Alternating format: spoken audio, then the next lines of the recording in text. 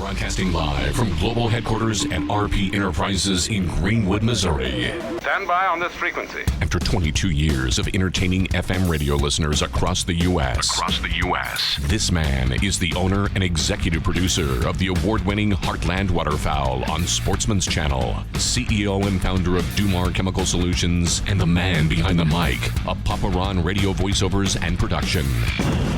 He's the man, the myth, the legend, a global icon, future Nobel Prize winner, and of course he paid me to say all this. Really? Literally. Welcome to the Papa Ron Podcast. Here's your host, Ronnie Phillips. Ronnie Phillips.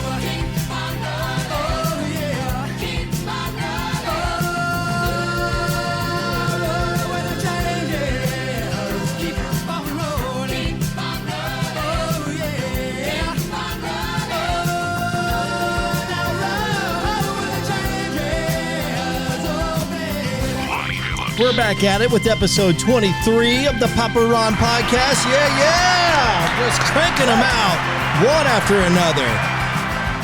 And each week I get a little bit more and more excited because of the subjects, the topics that we're going to have with the guest. And today's guest has been a fixture to the Kansas City Metro for many, many years. I think we just said, 27? 27, yeah. 27 years. On behalf of Jillian Gregg and myself, welcome to the Papa Ron Podcast, Mr. Terry Franz. Yeah! Thank you, guys. Otherwise known as the Car Santa. Mm-hmm. This is really cool. I got Car Santa in my house. Right? I said that about Louis. I mean, I kind of am Twitter-pated a little bit, and from the standpoint, like, you're kind of a celebrity in Kansas City, you know? For Like, we had sure. Louis Aguiar in here, and I opened up that podcast saying, man, this is kind of weird. I got Louis Aguiar. Yeah. I got freaking Yeah, I Car know Santa Louis, in yeah. my basement. Right. Yeah. And, we're not quite to Christmas yet. No, So, but you did dress Santa, like... well, I wore, The Santa but, shirt, But yes. Terry did not wear the Santa hat. I live Not in quite, Santa not world. quite yet. Not quite yet. Soon. Well, look, thank you for being here. We're going to dive into everything that Cars for Heroes does. That is the organization. The website is cars4heroes.org.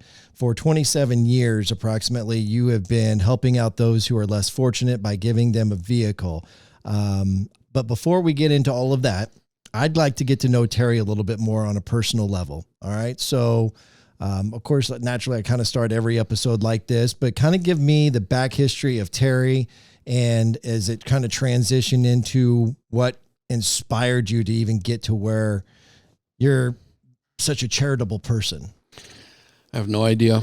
You don't know? No, I got started. It was actually 1996. I had a car lot, and I was thinking, well, I've had many businesses. I started, I've always been kind of a entrepreneur of sorts. I started a business in Overland Park, and it was called Tinker's Take and Bake. I decided I was going to make pizzas and let people cook them at home. Oh, Interesting thing. Long before there was Papa Murphy's. I was going to say, I think you Yeah. should have named it Papa Murphy's Yeah. and maybe. Yeah, I ended up selling that and going into that. My wife is a did you sell it to hairdresser. them? No, I sold it to a guy in Overland Park, and he wasn't very successful. He didn't keep it going, but I went into the hair business because my wife was a hairdresser, so Okay. we started with that. Okay. And my real background was grocery stores. I came to Kansas City to open the very first Price Choppers in Kansas City. Oh, wow. When they were a new concept. They were a box store concept, and it was when the economy kind of sucked like it does now, and people decided they were going to find a cheaper way to do groceries, and so it came into the warehouse. What year would concept. that have been then? Oh, it was in the late 70s, probably 79. Oh. Somewhere in there. Okay, so we're going backwards then. Yeah. So you went from 1996 to now we're into the 70s. Yeah. Okay, Well, that's what brought me to Kansas City. gotcha. Yeah. Okay, But I ended up in the 90s in the car business, and where were you? Where at? I was out in Raytown. I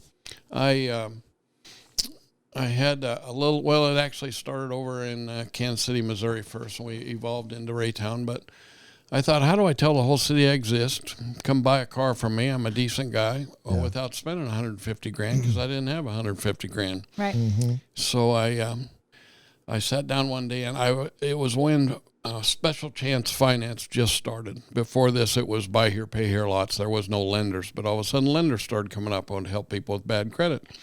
And that was kind of my expertise. But there was some people that just couldn't get a car. Maybe they didn't make enough money, or, it wasn't always a credit issue. Mm-hmm. But I thought, well, why don't we, for Christmas, why don't we give some cars away to help people that just can't get a car?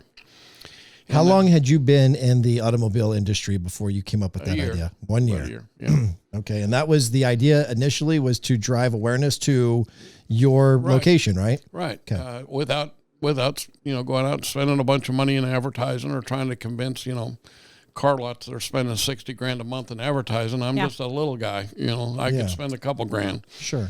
And and we started at the concept, and I went to my partner at the time. He's the owner of Jess and Jim's restaurants here. I love me some Jess and Jim's. Oh, talk to me. Why are we not having them on the show Oh, for some my reason? gosh. And they could bring steak. That can be kind of easy because he's my brother-in-law. So Is that right? Yeah. Oh, no kidding. Yeah, I'm a big fan of Jess and Jim's. Well, Man, I can just taste that ribeye right now coming on that hot I don't ever skillet go there plate. because he never charges me. I feel guilty, and I say, I have to sneak in on a Sunday when he's not there. So, Oh my goodness. Okay, But, all right. I'll try to get my mind off of that ribeye right now. Anyway, so go ahead. Anyway, we he was friends with Randy Miller on Q104. Randy ate at Jess and Jim's all the time. Sure. So we called For free. Randy. Yeah, And he was fine to eat for That's free. right, for free. And anyway, we went down to talk to Randy. I said, how would you like to give cars away to people for Christmas? And his eyes popped up, and he said, well, what do you mean? And I said, well, we're not going to give them fancy new cars. Yeah. We're going to take basic transportation. We're going to make sure they're mechanically sound, engine's good, transmission's good, air blows hot and cold, and, maybe the radio doesn't work. Maybe the back window doesn't roll down. We get by, but it wasn't about a prize or something fancy. It was basic transportation and giving it to people that just didn't have any hope of getting a car. Okay. And he said, well, how many cars do you want to give? And I said, well, I'll give 6 cars away for Christmas. And I said, we're going to have to find the people that need the car, so the radio could help by, we'll do a little promotion on the radio and see who applies. Okay. Now, this was before a big internet presence. Yeah. People had to fax in their applications to us. What year would this be? I have no idea. I would guess it. Well, it's probably 96 was the first year we started, so 95, 96. Okay. Yeah. And so, they would fax them or mail them. Yeah, and we'd get the applications, and Randy looked at me and said, well, what do we call it? And I said, well, we're giving them away at Christmas. I said, cars for Christmas. And, so, it wasn't a lot, big thought process there. Yeah. And so he did, and he helped us promote it on the radio. And the first year, we gave 6 cars away. Every major TV station showed up. Channel 4, 5, 9, 41 were all there to watch us give cars away because we gave them away Christmas Eve morning, the day before Christmas. So, and it was very heartwarming. At the dealership. At the dealership. Of course, right. that would be the brilliant marketing move. Right. And Kansas City Star we got, and all the little papers. Everybody wrote a story on it. Probably got $180,000 worth of advertising for giving 6 cars away, and those 6 cars approximately cost me about $8,000. It wasn't Wow. a lot of money. Wow. But when we were there, and my employees, the look on everybody's face when they saw who we were helping and saw what it did for the people. The people weren't saying, "Oh, this car isn't nice enough." They were so happy that they had transportation. Yeah. And we read the stories on why they needed a car, and we put a lot of thought behind who we were going to help. Well, that escalated, and the next year we did 15 cars. Wow. Yeah. And I got a little help from some other people that watched what we did, and again, all the TV shows up again, and we promoted on the radio. Well, the next year I sold my car lot, didn't have it, but I stayed in the car business, so every dealership I went to, I'd say, hey, Why did you sell the car lot? wasn't making money. yeah, it was a great marketing idea, but it did not boom my business and take off. Okay, fair enough. So we got out of that, and I would go to the next dealership, and I'd say, hey, I'm going to bring all the TV out if you help me get some cars. And of course, the big dealerships had that kind of money. That was no big deal to give it away. And so and if you know the car business, I would change dealerships almost every year. I did it with Olathe Toyota. I did it with the Kia store in Independence. I did a lot of different people. Okay. And the third year, I decided to switch radio stations, and I called Max Tana Moffat. We're on KY, and I called, and Tana answered the phone, and I said, "Hey, how would you like to give cars away for Christmas to people?" And she jumped right on it. And so I was with them for 9 years of doing What this. year would that be when you switched away? 98. 98. Yeah. So was Randy butthurt that you left him? Actually, I tried to get a hold of Randy, but Randy kind of decided he was going to do it himself. Oh. And had made Doesn't need plans. you no more, huh? Yeah. And he didn't really, Randy was a guy that, he loved the promotion end of it, but I get it. this was my passion. So get it. this was more than Sure. to me than So you move doing over a to business. 102, and they hop, skip, took you on. They jumped right on it, and every year, I mean, they really took the bull by the horns, and it ended up, this whole process evolved to where every year that I'd tell Tana, and she'd say, "Well, how many cars are you going to do?" And I'd raise it up and say, "Well, we're going to do 25." And I had no idea what we were going to do, but we did. But they helped me because we'd start about Thanksgiving, and we'd go on the radio every morning, and we'd read a story about somebody that needed a car that sent the story in and say, this is why they need it.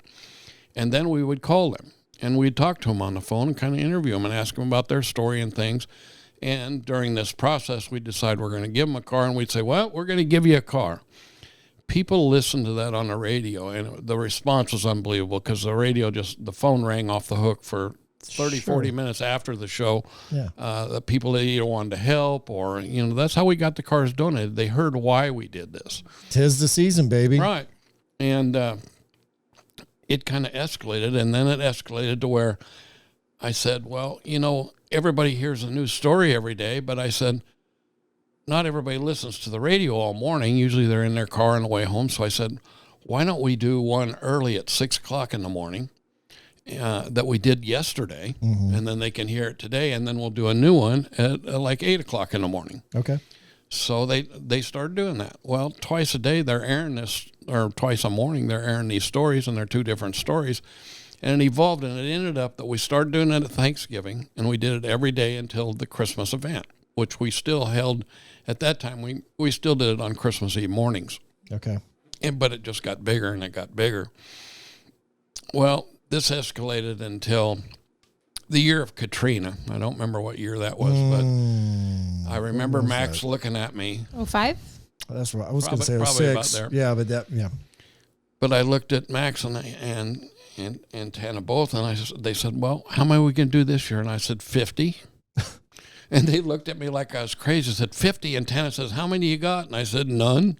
And it was gosh. Thanksgiving. Oh, my. But we did it, and we raised 50 cars.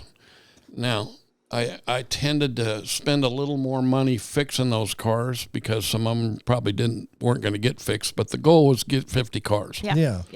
And we did it that year at the Overland Park Convention Center because it was so big. I needed a big parking lot. And again, all the TV shows up. But we started giving them away at 4:30 in the morning because that's when the news started. Yeah. So all the news stations came out, and they would go back and forth from their station to do. And I gave each one of them their own story, their own car. We had enough that nobody had to overlap. I have a quick question. Do the people know? Are you still doing it on New Year's? You said New Year's morning. Christmas morning. Yeah. You doing it Christmas morning or Christmas Eve morning? I can't remember. Christmas Eve morning. Okay. Do the people who are winning the car know that they're getting the car? Yeah, almost all of them did. We always threw a few surprises in there where they didn't know, and I would trick them. I'd say, hey, we've given all the cars away, but why don't you bring your family down? We got free child safety seats because we have an organization, the Kansas and Missouri Safety Council, that would come and give the highway patrol would install all the child safety seats all for free. So they would think they're coming down for the child safety seats, and why they're there, and we got them on TV, we'd surprise them and give them the car. That's beautiful. Yeah. I love that. And Here's so, the other question I had. You talked about in the early days when you first started, and that these people would have to fax. yes, fact. they had to Okay, so if fax they in. could, I'm trying to think back then. I know I didn't have a fax machine in our house. Right. No, it was either like a workplace or like the Kinko's, library, the library. Kinko's, There's lots or of places they go, but a lot or of you them could mail them. them. in. I mean, a lot of So people if I'm mail listening and I'm down on my luck and I need a vehicle and I'm being told I got to go fax something in order to get into it, I got to go to Kinko's to send a fax, and they Yeah. don't have a car. and they don't have that's where I'm No, going with it. we had people that got in the cab and drove to our dealership and dropped the application Yeah, some off. people dropped Okay. off applications. I mean, as well. whatever they needed a car, they find a way to get it there. Okay. If they had the connections, maybe there was somebody at their job that had a fax, and they'd say, "Would you fax the story in?" That kind of thing. But it wasn't unusual for somebody to either bring them. And I remember watching cabs pull up out front where the people would get out of the cab and drop it off for us, and then back in the cab and back home. People would still find a way to get around. Yeah. In that first year, do you have any recollection of? You said you did 7 cars. How many cars did you do the first year? I think we did 6 the first 6 years. Okay. Do you remember how many people you who entered Went through? that you had to turn away? I'm Like gonna- how hard yeah, that had to it be. was That's hard. tough. Yeah, it was hard, and I've learned how to do that over 27 years. but Sure. yeah, my wife and I'd sit down with a pile and we'd read them, and there would be a possible. There was 3 categories, and all of them were we're going to get a car. It's just how bad you needed the car and where we thought we could do the most good. And so we just have to keep eliminating and say, well, not this one, or these stories are better, or this person needs it worse.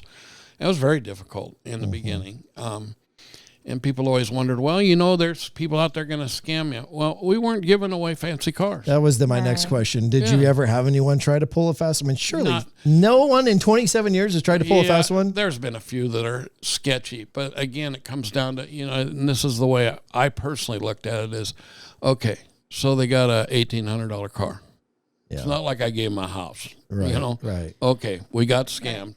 Right. But when people realized what they weren't getting a $40,000 car out there, then it eliminates a lot of the people that are trying to pull it over your eyes. These are, and believe me, out of 27 years of reading these stories, I still read 200-300 stories a day, every day on my phone. Absolutely.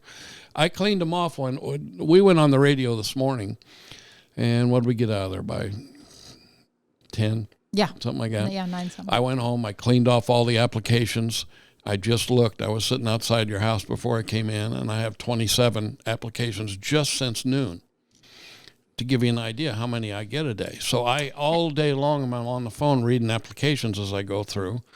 And I have a process on how I process them. Right. Now, correct me if I'm wrong, but because I've talked to Terry about this lots of times, at some point, and I'm curious if this was from the very beginning or was this something that came however many years into it, but don't you get gut feelings about them sometimes where like it's just kind of a you can't, something about it. It's just there's no better way to describe it. There's Right. a gut feeling. Right. So was that from the very beginning or?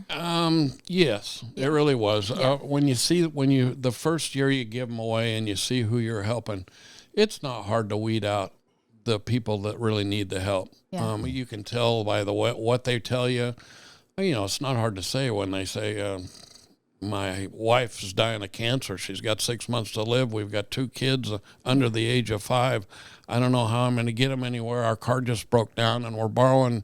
People are coming and giving us rides, and then now they're not answering the phone because people are getting tired of giving us rides. We don't know what, the desperation's there. It's not hard. I don't have to dig real deep when you got a story like that. Now, as we've gotten to give more cars away, the stories aren't all horrific. Some of them are just a story where I need a car. Yeah. But again, I don't worry about the scamming part. I'm sure we get scammed or have, over the years sometime here and there.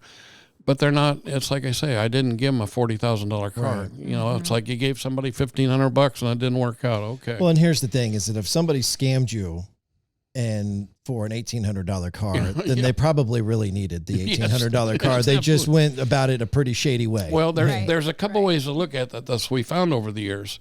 is we get somebody that donates a pretty nice car to us. Okay. And they say, well, I really want it to go to a veteran. I understand that. That's what we're there for. But I'll give you a story. This happened 6 months ago. A guy called me and said, I've got a car. It's a nice car, but I want to make sure it goes to a veteran. I don't want one of these people to auction it off and just get the money. And he described the car to me. Well, I've been in the car business 30 years. I know what a car is worth. Just tell me what the car is. So what kind of car is it? This was a Honda Accord that he gave us. I said, that's even wholesale's about $11,000 car. I said, that's not what I do. I said, the reason I don't is because people get down and out. People are hungry. I can't be mad at them for that.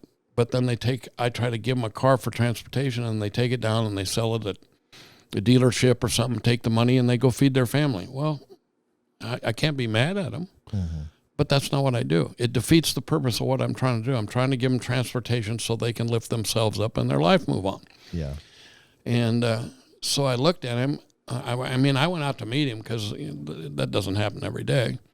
And I said, why do you want to give this car? And he said, well, to be honest with you, I have leukemia. I'm going to be dead in 6 weeks. And he said, I just want to make sure it goes to a hero. And I said, well, here's what I would do with it, because I'm honest with them all. I said, I don't give $11,000, $12,000 cars away. But what I'd do is I'll trade it for 4 cars, and we'll help 4 veterans with it. And his eyes lit up and said, yeah. And that's what we did with it.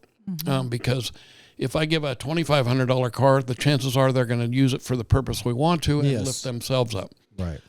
So we learned a lot of things over the years, what we do. And it's not to say some of the cars aren't nicer than that, because they are. We give nicer ones away, but we're a little more careful on who we pick to get that car, that it doesn't end up just getting sold. And another question I had through all of this is, or a couple things. One, because you talked about everything may not be working, but everything that is important has to work, right? So do you run everything through like what do they call it? DOT inspection and all of that kind of stuff? It has to pass basically a Missouri inspection that they run through on the Missouri side. You don't have to in Kansas, but we have the same criteria. We run through the vehicles. We don't want to give them a car that develops a problem. And I'll tell you what I tell them all. And when we do the paperwork, I say, now look, we want to give you this car, and we have them sign it's just like if you buy a car. It's called a hold harmless that every dealership has you sign that says none of our donors are responsible if the tires fall off or somebody gets hurt. You accepted this for the way it comes. And there's no warranty. And I tell them up front, there's no warranty in this car. But I tell them, now, between you and me, if in the first 60, 90 days, something major happens, like the engine goes out or the tranny goes out, I probably won't fix it, but you call me and I'll just give you a different car. Okay. And that's how we've handled that. Now, does that happen very often? Well, it happens. They're used cars. It doesn't, and I'm prepared for that. Here's where other people that have done this with me or done it like me, where they don't have an extra car. So when that car blows up, they have to tell the people, hey, I'm sorry. Yeah. I've always got cars, even if I'm giving 50 away, I got 57 of them just in case. Really? The ones broke up. Yeah, well, it happens. They're used cars. Okay, so I got a question about that, but I want to go back to another question that I had earlier is if these people are down on their luck, how do they pay for, you're giving them a car, but they still got to license the car. Do you help them with that, or is that still on them? How does that whole process work? Well, again, the cars aren't expensive cars. Now, when they're given the car, it's a gift, so there is no tax, so they have no sales tax. They may have personal property or something like that, but typically the cars are older that were given away, and all they really have to do is have insurance. Now, part of the criteria when I select them, if they don't have I check on what their income is. If they don't have enough money to have a car, I don't give them a car. Okay.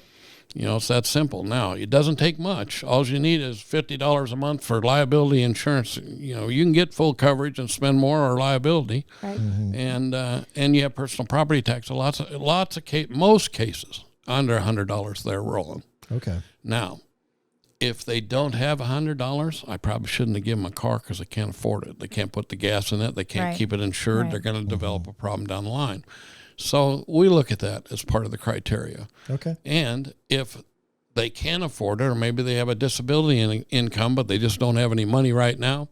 When we have our events, all I got to do is say something like that on the radio, and somebody whips out $100 bill and says, "Here, go." Right. So we have ways to doing that. And push comes to shove, I don't want to make it public that I'll do it, but I do it. Sure. But I don't want them to stand in line waiting for me all to do it. Exactly. Yeah. But if that's a problem, then we so you can't believe there's been people that were hungry when we came and gave them a car, and I watched them eat over in the corner, and I gave them money and says, "Look, go feed your family, go eat something today here." Sure.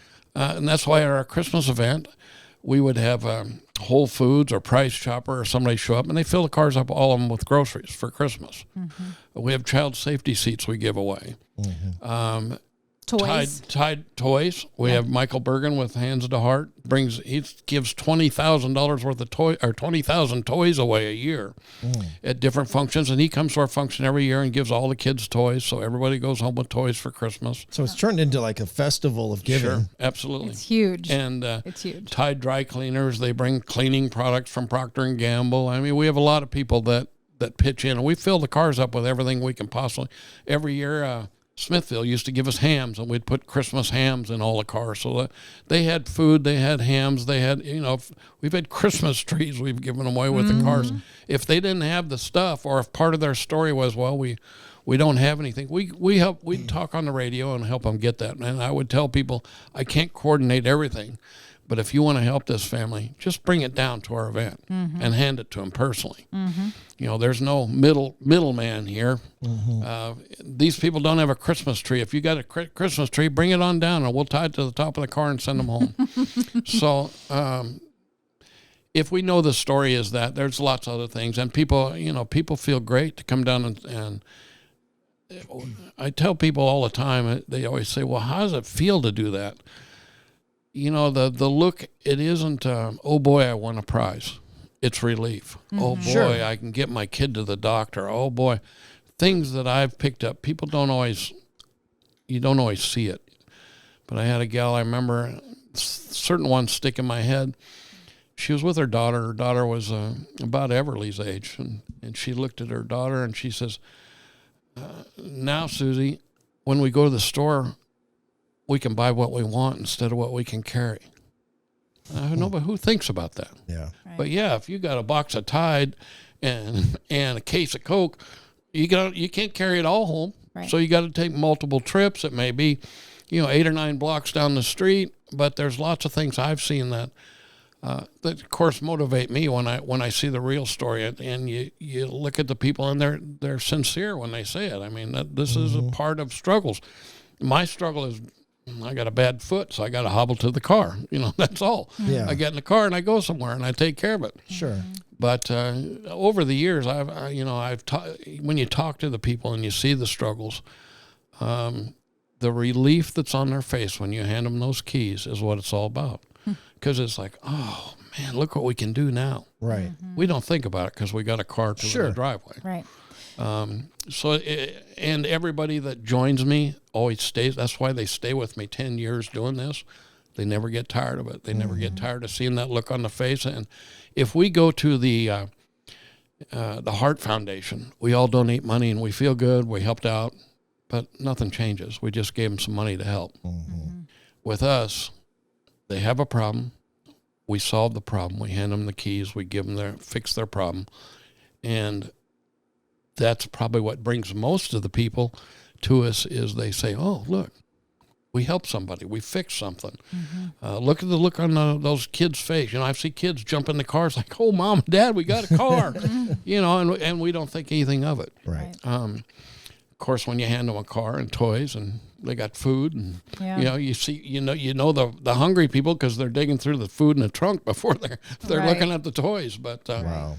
but it's fun feeling. So I was sitting here thinking of all the years I've known Terry, and I've worked with Terry for the last year, but I don't know that I know the story of how you transition from, not that you don't still do cars for Christmas, because we do, it's coming up just a few weeks away, but how you transition from only doing cars for Christmas to then Cars for Heroes, and how long it was just Christmas time and all that. I don't know if I know that. Well, So do you timeline. just have, how many events a year do you have?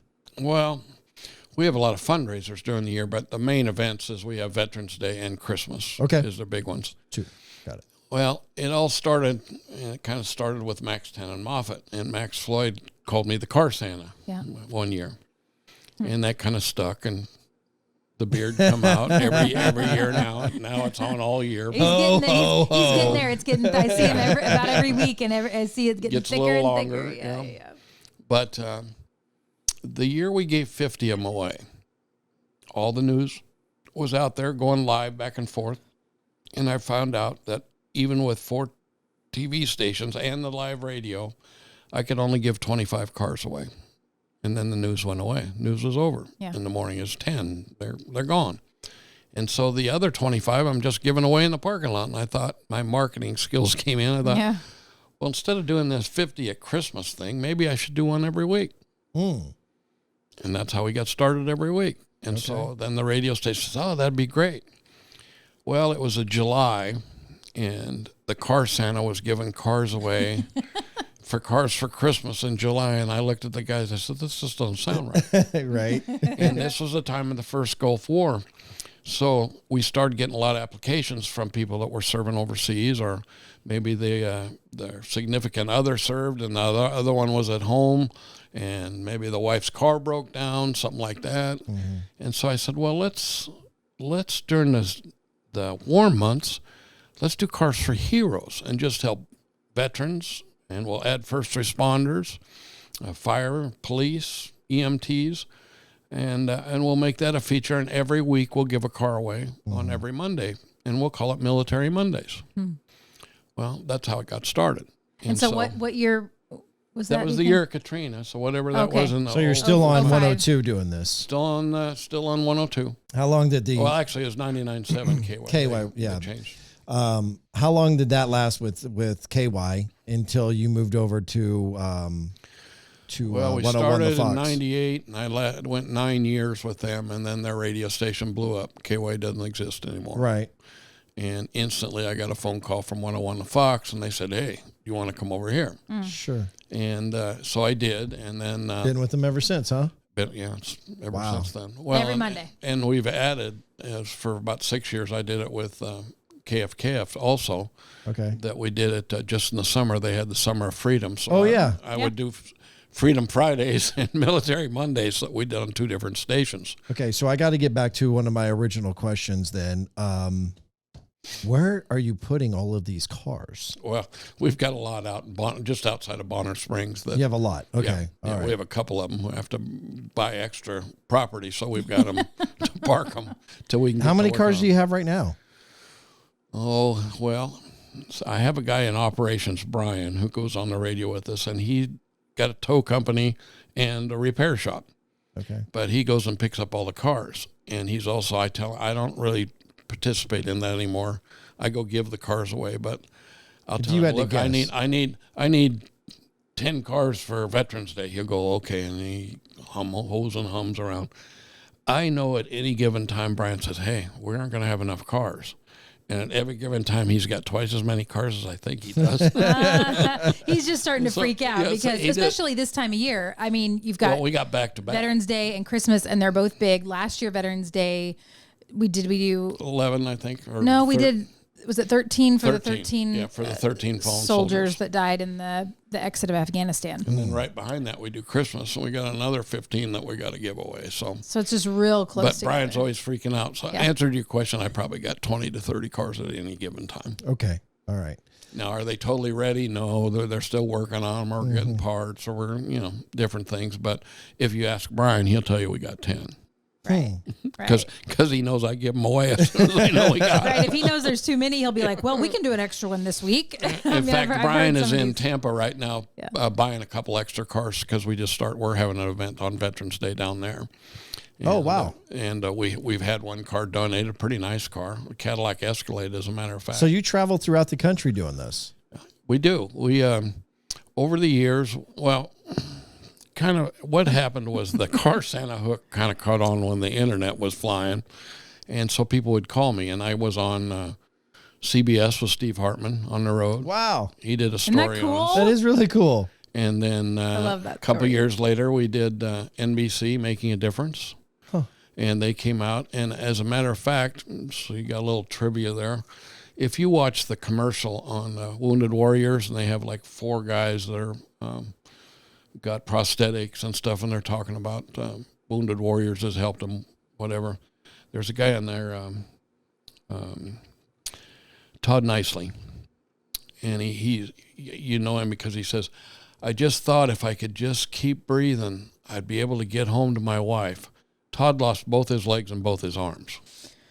Well, And in combat? yes. Okay. Yeah. Yeah. An IED went off, lost them all. This kid was probably 23 years old when I met him. And NBC Making a Difference came out because I gave him a van with a wheelchair lift. He had just got out in Walter Reed. Super nice kid. And you'll see him there's a new one in Tunnel to Towers commercial. And it's Corporal Nicely. It's him. And they gave him a house. And Wow. he talks about that. But anyway, I was the first that found him. And they were actually from here in the Kansas City area. Okay. And we gave him a van with a lift. And it was kind of funny, I remember, because NBC News is there and we're outside and showing him the van. Well, here's a guy with 2 prosthetic legs. He has one arm is a prosthetic, but it's like a long cane. Kind of gave him stability. Oh. And the other one was a prosthetic arm. You know, no arms, no legs. And he's got all these prosthetics. Okay. And as soon as they were done filming, we walked over to the side because he lit up a cigarette and put it in his prosthetic hand. gosh. And when he did, I looked at him. I said, you know, those things could kill you. Oh my God. And he had a great sense of humor, you know. Yeah. But you had to admire him because what he's done all these years since then is he just goes to veterans things and gives talks and helps other organizations raise money and things like that. And he actually, I'm sure Tunnel to Towers did it, but he was living at Lake of the Ozarks last I checked. And so I think they built him a house down there that was compatible. But just a sweetheart of a guy, and you would never know he had a problem, or his wife, you wouldn't know. The way they approached it was, here's what it is, let's just keep moving. And he just kept moving forward. I love that. So we got NBC that did that. Then I get a phone call one day that somebody's a producer and says, hey, we'd really like to do a story on what you do. And they wanted to explain the car Santa thing. And I did. And they said, well, I said, well, who's this with? And they said, the History Channel. We're going to do it with Larry the Cable Guy has a show What? called Only in America. Get her done. Yeah, Get Her Done. And so I did. It was, again, a story of a guy in a wheelchair from a Vietnam vet, had no transportation. And so I had a van with a lift. And, of course, I try to bring family into it all the time. So Larry said, well, where should we give the car away? And it's not a setup. We didn't know the script, didn't know anything, never met Larry. He came walking in a shop where we had the van that we were working on. And it was a kind of a funny story. My wife kind of prodded me to do this, but I had my beard and I even bleached my hair a little bit so it'd be more white, looking more like Santa. And Larry, TV, you gotta do it was it. TV. You know? I mean, come But on. they came in and Larry came in and he introduced himself, and he was with Secret Santa, which I've known for years. They were both kind of doing. They were doing a story on both of us, being out of Kansas City. Larry came in. I had my jacket on. And I had a flannel shirt on, and Larry comes in and he says, they start out with the Secret Santa says, well, you must be the car Santa. And I said, yeah, I am. And he says, you know how I know? And Larry looked at me and said, well, how do you know? He said, well, it's right there on his hat. I had car Santa across my hat. And so then Larry says, and it was not a setup. Nobody knew. I'm sitting there with my jacket on and my flannel shirt. And Larry says, you know, I got to tell you, I love what you're wearing. Because that's what Larry wears, those flannel shirts. Yeah. And I said, really? And I took my jacket off and I had the sleeves ripped out of it, just like his. And he gave me a big hug. He said, Dad, the car Santa's my dad. Oh my gosh. But anyway, they said, so well, fun. I said, we've got a guy that we're going to help that hasn't had transportation in years. He's in a wheelchair, Vietnam vet. And they said, well, where should we do this? And so I said, well, let's go down to Jess and Jim's. And so we took him, we had him meet us there, and they bought him dinner, everything. And the way we set it up is Secret Santa went in and thanked him for his service. And he says, well, how's your Christmas going? He said, well, you know, the guy didn't have a Christmas. He's living right. on nothing. And he's with his brother, who is also a veteran. And when they talked, he said, well, I'm going to give you some Christmas money to go with. And he looked all surprised, and the Secret Santa whipped out $1,000. Wow. And this guy's eyes got like silver dollars. He said, wow, $1,000. And he says, yeah, well, you can go buy some gas with it for your car or something. And he said, well, I don't have a car. And he said, you don't? Well, come outside for a minute. We went outside and we gave him a car. What's behind door number 3? Yeah. And it was new great. car. And, you know, I knew Larry before he was Larry, the cable guy in radio. I had met him. You know, everybody thinks Larry's from down south or something. He's from Lincoln, Nebraska. Yeah, he's a huge Cornhusker fan. Yeah, I knew that. But anyway, I sat down with him, and he was funny because one thing about my fun is I get to meet the real people. I don't see the celebrities. We're not on stage. You know. Yeah, and he doesn't even really talk like that in real life. Right. Yeah. Well, he's got a does drawl. Have a twang. He does have a drawl, yeah, but it's not as But thick he looked as... at me and he said, you know, I made $52 million last year. He said, can you believe that? $52 million. And he started laughing. Well, and I'll tell you that I met, you know, I've done stuff with Alice Cooper. And I just saw that. I was looking at the website. You got all kinds of famous people on here, and Gene Simmons is on there as well. Twice, Gene and Paul. We did Rock and Brews in Kansas City and gave 2 cars away. And then we went over to St. Louis at Rock and Brews over there and gave a couple away. And nice people, but you get to meet the people. They're not, and it's just like Larry. Larry just is, you know, all these guys, they make all this kind of money, and they're not businessmen. They don't know how to invest. They don't know what they're doing. So you know what a guy does that makes that kind of money? You go out and you buy a $10 million house. Oh, okay. Because you don't have to think, you don't have to invest. You just buy the house. Say, well, you know, it'll be all right there. Sure. He had a house in Florida at the time we did this show. And are we still talking about Larry? Yeah, about Larry.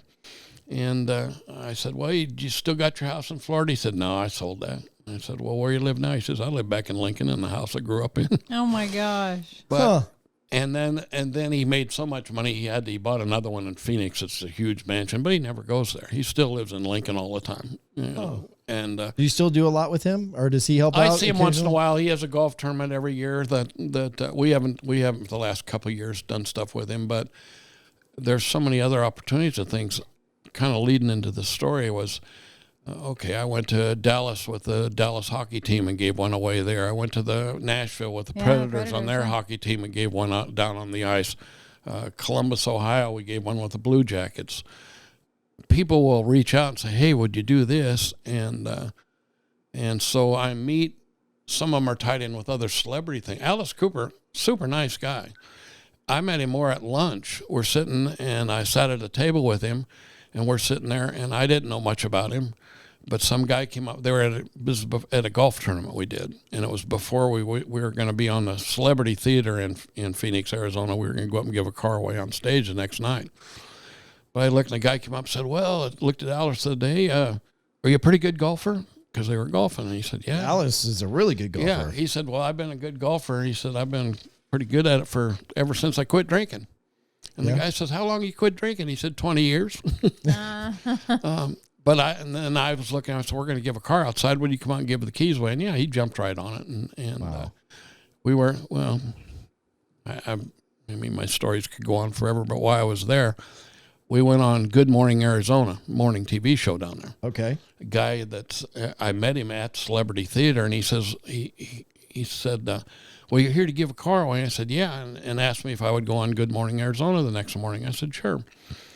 And his name's slipping me right now, but he said, well, where are you from? And I said, well, I'm from Kansas City. He said, I'm from Kansas City. Wow. And I said, oh, you got to be kidding me. I said, were you on the news up there or something? He said, no, I never was up there, but I have been down here in Arizona for years. And he said, in fact, I'm going up there with my fiance, and we're going to go to Lake of the Ozarks. She's never seen it. And I said, well, great. I said, well, where'd you live in town? He said, Stanley. I said, I live in Stanley. Oh, my gosh. Small world. Yeah, it is small. And in fact, I saw a story. You remember when COVID was a big thing, and they did a news story from Lake of the Ozarks, how everybody was partying in the pool down there. Remember that? Yeah. Well, Super it was, spreader. Yeah, it was him filming it. He sent it down to the Arizona guys. Arizona sent it to TMZ, and it got national Oh, coverage. my gosh. Oh, that's funny. But it just shows you, you meet people, and you see how small the world really is when you're doing stuff. And I still, if we do something in Phoenix, I go down there. We go on. We've been on Good Morning Arizona a couple times now down there. So you have like the staple radio station that you do here locally. Do you do this so to clarify for those who are Kansas City residents, he's on and Jillian for that matter, or on with Slacker on Mondays. Every Monday. Every Monday. So when you're doing that, what is it like? What's the initiative? Because you're not giving a car away every Monday, right? Yes. Yeah. Oh, you are? Yes, we give Oh, a I car thought away you were every only day. doing the events on giving away the cars on Veterans Day and Christmas. No, on Veterans Day, we do it daily leading up to Veterans Day. Like we'll do it for the next 2 weeks, every morning on 101. So we're in the middle of that now, and the event being on Veterans Day. So that 10 or 11, whatever it ends up being, 10 days leading up to, it's not just Military Monday. It was starting on Halloween. It was a car on Monday, and then November 1st, and then November, so. Every day. Yeah, But then Starting on Halloween. on Halloween. Okay. But then we go right after that, we start Christmas, and we start doing it every day to the event for Christmas. And then we go back to once a week all year long. So it's That's a lot of cars. we're between two. I did not realize it. So Yeah. I guess Now I'm you're- an now idiot. you're I'm a little bit. processing all this, Yes, right? I Yeah. am because I'm trying to think. Well, you and I had already had a preliminary discussion Yeah. earlier today that was talking about the veterans thing. Yeah. I knew from my days working at Q104 that you had this big hoopla at Christmas time. Yeah. And so I'm thinking you're just going on the radio to kind of basically bring attention to the organization so that people can either donate cars or they can donate their time to fix up the cars or they can donate parts to the car, whatever it might be. And then you all come together on this one grand day to give away 50 cars or 25 cars, whatever it might be. But you're literally on Slacker's morning show every Monday giving away one car. Yeah. One car every And then- single. So for 52 weeks. Yeah. Every freaking Monday. Yeah. Yep. Wow. Well, and not only that, but we've evolved over 27 years. But even back with Max 10 and Moffat, I not only did Christmases. When I just did Christmas, I would do 25, 30 cars at Christmas here. Right. Then I went to Omaha with CD 105. I would give 20 away there. Okay, that was the next question. And Are then you I doing would go other? to Wichita Okay. with the 104.5 and give 20 away there. But Yeah. that was just when I was just doing it at Christmas. Right. And now we do it everywhere. I give them away in Omaha. I give them away in Columbia. We give them away not as frequent as we do Kansas City, but Right. randomly. We try to give once a month in Columbia. How many different radio stations are you working with 5. across the country? 5 right now. 5. So are they all regional? They're all pretty much Midwest, but we're trying to add Tampa. Here's Okay. this Well, is- I want to. Sorry, I'm going to slow down a little bit there, Turbo. We're going to get. Well, I want to figure out these radio stations because I want to give the listener who might be watching this an idea of how much traveling you're doing to, give away cars in all these different cities. So Kansas City. Kansas City, we give them away, and we do it with mostly with Slacker on Q104, but Or we're also 101 tied in the with- Fox. or 101 the 101 the Fox, Fox. I'm Right. sorry, and we do 810 Sports. We're tied in Oh, with them. cool. And You do with Stephen and Nate on 810. but we go once a month out to Johnny's Tavern and give one away at a Johnny's every month. Yeah. So earlier this year, I think June was the first month.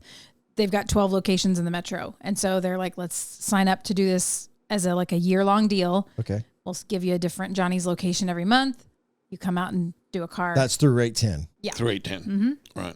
And Stephen and Nate are a part of that. Is that just a morning show thing, or is that just a station We as a just whole do promotion? it the station as a whole. And then it's like a and live then- like a live remote that Right. they're out there. Okay. And we've just added because they bought a station in Wichita, a sports station. Oh, I didn't down know there. that. Yeah, 93.2 ESPN. So I'm not. I mean, And so we're tying in with that one down there and starting back up in Wichita again. being the radio veteran that I am, it sounded so stupid coming out of my I mouth. mean, okay. I'm a huge. I mean, I'm friends with them too, but I'm a huge fan of Stephen and Nate over at 810. I love that. That's kind of just a family home. That it's not your big corporate radio Right. station. Right. Anyway, all right. So they've got a station in Wichita, which then allows you to do some stuff Yeah, down we there. just kicked off with them for Veterans Day. We'll give one away down there. Okay. We were going to be with Odyssey with KEYN, and I went down there to start. Wichita? In Wichita. Okay. we were coming back. I didn't do the Christmas thing anymore. It got to be too much to try to do all that at Christmas. Sure. I mean, you kind of like to enjoy the holiday too. Well, yeah, giving cars away was my holiday. I mean, Yeah. you know, my kids are grown up. My grandkids are almost grown up. So there's a big Christmas event. My Christmas event is giving cars away. Yeah. And I've been in Columbia now, I don't know, 5 or 6 years. We were with 93.9 The Eagle there, and we were also with Cumulus. We were actually with 3 stations in Columbia, and now we're switching back to 93.9 The Eagle. Okay. And you're how often in Columbia? Like at least once a month, we give a car away in Columbia. Okay, so Wichita once a month, right. Columbia once a month. Where else? You talked about Omaha. Are you still doing? Randomly, we go to places. Okay. We got to give Haas Michaels a call. Haas, if you're listening, it's time to bring the car Santa to Omaha. That's right. Well, it was a guy named Tom Land years ago. Tom Land. Holy, Tom? I know Tom. Yes. I never got a job from him, but I'd sent him back in the early days when I was trying to get it. I digress. It's not about me. Go ahead. Tom Land. He's a legendary programmer. He called me and says, would you come to Omaha? He was with Journal Broadcasting, and I said, yeah. And then when we got up there, because he had been listening to us in Kansas City. Yeah. And then he says, well, you know, we got a station in Wichita, which was 104.5 The Fox. Okay. So I did that. That's how I ended up in those 2 towns, was because of Tom Land. Unfortunately, Tom passed away a few years back. But I didn't know that. Yeah, he had heart problems, but super nice guy. And loved what we did giving cars away for Christmas. So that's how we got involved. But I'm kind of evolving into another thing where I can't be everywhere in every town all the time, but we do the Santa fun needs an stuff. elf. Yes. Oh, I got him. Okay. I got Julian. I got some other ones. Yeah. As a matter of fact, I just had lunch today with Max Floyd. You know, he's the only DJ in Kansas City that is in the Rock and Roll Hall of Fame. Wow. The General Max Floyd. That's pretty cool. Now, I had lunch with him, and we've convinced him to come on board with us and just help us out. So what does that look like? So when you say help out, he'll kind of do some of these radio appearances and stuff like that? Some of the events, yeah. Okay. But being he's, you know, I don't know how old Max is. I'm guessing 80.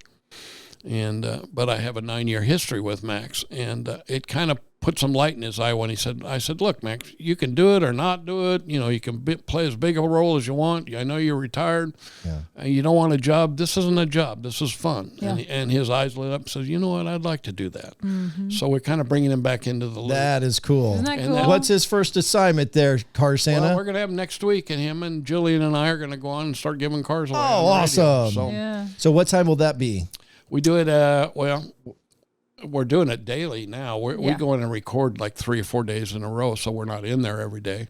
Oh, but, okay. So it's not always live. Right, but it's always, I think, 6:40 every morning, and then 8:30 they replay it. So twice every day. So it won't be this Monday? Monday? It'll be Monday through Friday, yeah. Okay. Starting Monday every day. So Omaha, sparingly, Wichita, Columbia, Kansas City, and where else? I've been in Portland quite a few times, and the method to my madness there is I have 2 kids that live in Portland. So when I get a car, they go out and pick it up, we get it fixed up, and then I fly up and really take a vacation, but then I call all the news out, and TV usually covers it, and we give a car away. We've done that a couple, 2 or 3 times. What station do you work with up there? Do you know? You know, I don't. There's too many. I've got some friends, or a friend. Well, I've had a couple friends that worked in radio up there. Well, I'm not on the radio up there. We're just on the TV. We just the TV side? Okay, gotcha. So I'll do it there. I've got a friend. So is that just like once a year that you go back to do that then? Whenever we get a car in that area, it gives me an excuse to go see my kids. That was the other question. You have to get the car in the area. You don't ship any cars.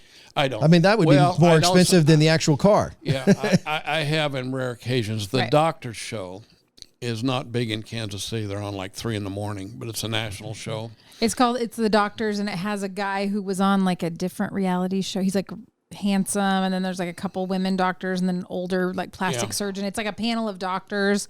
You have to know the show. Like I do. I don't know the radio show, but I vaguely remember the TV show. No, it's the TV show. Commercials. So they have a radio show, or is the TV show on the radio? The TV show, it had him come out to do. Oh, I thought we were still talking about a radio show. No, go ahead. They called me and they said, "Hey, for our Christmas show, would you come out and give a car away?" Wow. To LA, right? They're in LA. It's in LA. It's actually Dr. Phil owns the show. It's one of his shows. But they're national. They're big across the nation. They're just not big in Kansas City. You have to watch them at 3 a.m. But they said, well, we're going to fly a team out there and we'll film it and do everything there. And I said, well, we could do it out in LA if you want. I said, if you guys fly me out, I'll ship a car there and we can find somebody in your neck of the woods to give it to. And they said, can you do that? And I said, well, give me 10 minutes. People don't realize I get 15,000 applications a year. And what I do is when I get an application from a certain area, like in LA, I don't always read every story, but I take that and I file it in the LA folder. So I said, well, give me a minute. And I went down, I looked at the LA folder, and I went down and I said, well, his name was Matthew. I said, I got this guy. He just graduated from college. His mom just passed away. He hasn't had a car in 5 years. He rides a bus. And he was college, got his degree. He wanted to be in journalism, preferably TV broadcast or something. Okay. And I mean, it was literally 15 minutes after they said, can you find somebody in our neighborhood? And he lived a mile and a half from the TV studio. And I said, well, is that close enough? And they were just like, you got to be kidding me. It's meant to be. I said, well, it won't be cheap, but I said, I will send a car. I'll ship a car out to you guys and we'll just. Do you remember what that cost? $1,500. Wow. That was all. The car probably was every bit of that. The right? car was a little more expensive than that, but basically that's the type of cars I give. So when you're evaluating that particular situation, it's about helping somebody, but it's also, I'm trying to think entrepreneurially here, like Marketing. it's marketing. You're building the brand. Like how do I tell the whole nation, give me a car? Exactly. You're building, you got a $1,500 and I did that for $3,000. Right. Basically a $3,000 investment as a whole, because they're taking care of your flight. I'm guessing they're going to put you up and take. They gave me all, they took care of me. They took care of you, right? And so then you get the exposure to their entire audience of what you're doing. I'll add to that story. I love this story. My granddaughter, I was blowing her swimming pool up out back. And, you kind of have to bite down on the air thing and you're blowing it. To get the air She through. comes out and jumps on it. Boom, pops out my bottom tooth. Oh, no. So I was without a tooth for like 2 years, And nobody, the way my mouth is, you don't notice it unless I'm, really talking fast. You're smiling big, yeah. And when I sent them a video, I sent them videos that they could use as promotion rather than them flying a crew out to see me. Would have cost them a lot more money than what we're doing this way. Right. And the guy said, oh, we got to do something about that tooth. From the TV show. From the TV show. Jeez. I got, okay, so when I flew into town, they had a car pick me up, take me to the dentist, and they put in a fake tooth. They not only took care of your lodging and food, they got you their dental bill. And that, oh my. But Isn't that funny? They're a little bit vain in the TV world. Well, that that's wouldn't have bothered me, but yeah. I was about to say that. But anyway, I just added to that story. But we went up, and it was it was very good. We filmed it all, and then it was about a week before Christmas, but they aired it on Christmas Day, and it was me giving the car away to this veteran up there, and they did a real good job. They were very professional. So you gave it away to a veteran. You didn't give it away to the college student, or was he He was a college student who was a veteran. Got it. He just finished and got his degree. And the reason I got him to the TV studio, I said, hey, Matthew, I just want to do it. He didn't know he was getting a car. I said, I just want to do a personal interview with you since I'm coming out to the doctor show out there. Would you mind meeting me? And I said, maybe it's a good experience for you. You can see behind the scenes what TV is all about and how it works. He was excited. Yeah, sure. That'd be great. Sure. And so he didn't know he was going to get a car till we got him up on stage and I presented him with the keys. And of course, it's basically the same thing I do on the radio every day. It's not unusual to me. Yeah. But and I'm the fun part is I'm still friends with all these people. They Facebook friend me, and I see where their lives go and what they do. Mm-hmm. And we stay in contact. And in fact, I tried to get him a job. He wanted to be back in the Midwest somewhere, and I tried to I hit the radio and TV stations out here. I couldn't get him hooked, but I gave him some contacts that he could try. And I don't know. How recently was that? That was 3 years ago, 3 Christmases ago. Okay. Being an intern for the Papa Ron podcast doesn't pay very well, but yeah, that's right. 27 years on the radio, nobody's paid me anything yet. So right? I got a big record with that. But yeah, it's interesting to meet these people. So some of it's marketing, and I'm taking advantage of a situation. Again, how do I tell the whole nation what I do and donate to me, help me with a car, whatever. And that's why I get cars from all over the nation. I can get a car anywhere in the nation right now. It'd take me within 12 hours. I can have it picked up and either sent to an auction, and we'll turn it into a car, or have it put somewhere where we can take. Is it a look because at you figured out the process of how to get one, where it's a salvage yard or something like that, and you say, "Hey, this is who I am. This is what I'm doing," and they're like, "Okay, yeah, we can," Yeah, I got the connections over the years we've learned. Sure. And- Is it basically is that the route you go? Is you hit up the local salvage yards? No, there's a nationwide auction company called Copart that's almost everywhere. Okay. Even little towns like Sedalia, they have one, and Gotcha. places like that. Okay. But if it's in Kentucky somewhere, then I call them and they go and pick it up and they'll run it through. We're real honest with the people. When they donate, they say, we want it to go to a veteran. I say, look, I don't have the facilities to check the car there or anything. It's going to go to the auction, and we will apply the money towards a veteran. But, and here's the problem, is if I don't have one of my sets of eyes on the vehicle, okay, I give the car away and the people say, oh, this was a great car. Well, they're remembering the 10 years they drove it, not what it really is sitting out in front of me. Mm-hmm. And so if it's not checked out thoroughly, then I give it away, and then the tranny goes out. Mm-hmm. Well, now I'm kind of obligated to either get them a different car or fix the tranny. Mm-hmm. Yeah. So what started out to be something that was good cost me $3,500. Yeah. And so if we don't know and we don't have a set of our eyes there, then we'll auction it off and apply the money towards the cause. But I take cars. I mean, literally, we got one from Mississippi yesterday. We don't really have any connection to Mississippi, but there's other avenues like the media that they see the stories. Yeah. Now, the Larry the Cable Guy on the History Channel was, I don't know what that was, 8 or 9 years ago, but they still air it on the obscure channels. Because people say, oh, I saw the Larry the Cable Guy. Well, it hasn't been on the History Channel for years, but it's on. They run it in the reruns, in the little stuff. Sure. And so they see it. So the news stories don't necessarily do that, but like the doctor shows and the History Channel shows. I did one with BYU Channel, which is really excellent. They did a 30-minute show on us. Is this Brigham Young University? Mm-hmm. Okay. They came out and we did a story right after the Joplin tornado. And they went with me. They were with me for about 3 days and filmed the whole thing, did a super job, which really explains, we put it on our website, but it really explains what we're all about and how we do it and who we helped, especially, I don't know if you've ever been into a disaster area, but when you went to Joplin, you might see it on the news and you go, oh, that's horrible, that's horrible. When you're standing there in front of it live, you realize how devastated and the things that come to my mind happened to be with the producers, and I just spoke my mind, and they caught it. They caught it. They got it. But I said, good. That's good film work, boys. yeah, Right. it really was. But they got what we were doing, and we were standing there in a field with the people that I gave a car to. There was nothing there. Their house walked out. They had barely a part of a tree left. The whole house was gone. It's just dirt. And kid goes over and he picks up a photo that's on the ground, and he's wiping the dirt off. Said, "Oh, it's a picture of my grandma." You know, they had nothing, but that was the point. As they were saying, it's some atrocious amount of there was 18,000 cars that were destroyed going through Joplin. Dang. And out of that, 60% of them had no insurance or had liability that didn't cover the car. 60%? Yes. How was that possible? Well, they had, some of them had liability insurance, Right. but it didn't replace the car. Right. Okay. I got you. So when you looked at that, and I said, to look at this situation, because they were wondering, I was explaining the car is not a prize, it's a tool. Yep.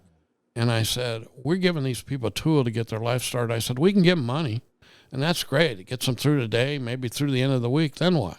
Yeah. They don't have a house. They don't have clothes. You can't get to a job. You can't ride the bus. There's no bus. Right. The whole town is destroyed. And so the reality is, when we gave them that tool, it gave them that little ounce of freedom that they could start rebuilding their life. Yeah. And it really was the case, because when we handed those keys, the people were, when you look and said, what resources do they have? They had nothing. Absolutely nothing. And so these guys did a good job of getting that point across, but it was really a realization to me too when I stood there. When you stand there and see it, and think, okay, well, what if my house burnt down? Well, I still got some stuff, or these people have nothing. Yeah. I mean, not the guy said, the clothes on our back, and that was it. We couldn't save a thing. So it's pretty devastating. But I not only did some cars with their show, but I took 3 transport trucks of cars down with Michael Waltrip and Martin Truex in NASCAR.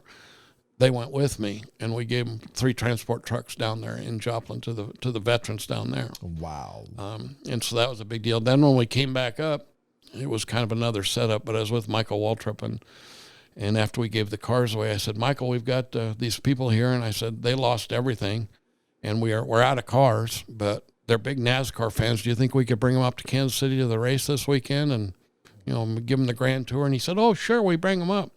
Well, what they didn't know is when they came up to the racetrack is I had gone to Moley Toyota, and he gave me a car, pretty decent car, but it's a used car. Yeah. And we took it out to the track. So while they were there and got the grand tour, they go through the trailers and through the pits and did everything. And then when they got done, Michael Waltrip came up, and we were on ESPN, actually. And so we were doing it live, and Martin Truex handed keys, and we pulled the cover off the car to show them they got a car. And so after they were done having their day at the track, they got in their car and they drove back to Joplin. Wow. So it was kind of a fun thing. And again, it was me with the marketing end of it. Yeah, saying, yeah. Well, how do we expose this? Yeah. And more people heard about us. Without exaggerating, because of social media, and I could pull up my phone on and read an application to you I got just this morning from Russia, asking if they could get a car. I got another one from Pakistan telling me about his wife was going to have twins and they needed a car. Like, I'm going to ship a car to Pakistan. Right. But that's how big the reach is out there. Bigger than you would have ever fathomed Than I ever thought. when you were trying to promote your little car dealership in Raytown, Missouri. Yeah, yeah. Wow. Isn't that crazy? That's all, and it's just escalated to a point where, it still amazes me every day. Well, I'll give you a marketing. Okay, we're on 101 to Fox, and at the time, this is like 2 years ago or something like that. It was the home of the Chiefs radio network. Yep. It was 101. Yep. So I called the Chiefs, and I talked to them about, you guys got a military game every year. Do you want to give a car away to somebody in the military at the game? They jumped right on it, and I did the same thing. I went to Zech Ford in Leavenworth, and I talked to the owner, and I said, hey, I need something a little bit nicer. I'm going to be on the Chiefs field, and we needed a Ford because Ford is a sponsor of the Chiefs. Right. you Right. know. I'm tracking. And so, I did all the right marketing thing. He said, sure, and he gave us a pretty decent car.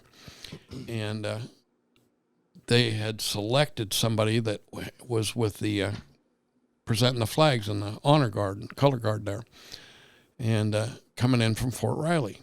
And he had been in a helicopter crash that everybody died except him. Wow. And him and his wife were without a car. And the Fort Riley people, I got a lot of connections in the military and have over the years. Well, I would imagine. The Fort Riley people said, hey, we'd really like to recommend this guy. So I said, well, send his app. And, I still do the selection. They may say, I want this, but I have to look at what we're doing. And so I thought, okay, well, this is good. So they not only came, but they brought his wife. And they brought all the guys that came. They brought their wives.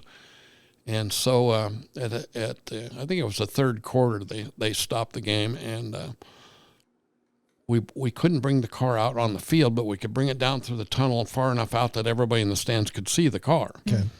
And we went out. And of course, they're there with the cameras so they can put it on the We're Jumbotron on and the give everybody that Jumbotron. intimate shot. We Yeah. talk about his service and that he doesn't have a vehicle, and then Slacker and I walk out and we present him with the keys. When we're Oh, on that's the so field. cool. And the cool part was 60,000 people going, USA, USA. And I tell you, when you're down in the field, it's pretty powerful to listen to that. It's probably more than 60,000. Yeah.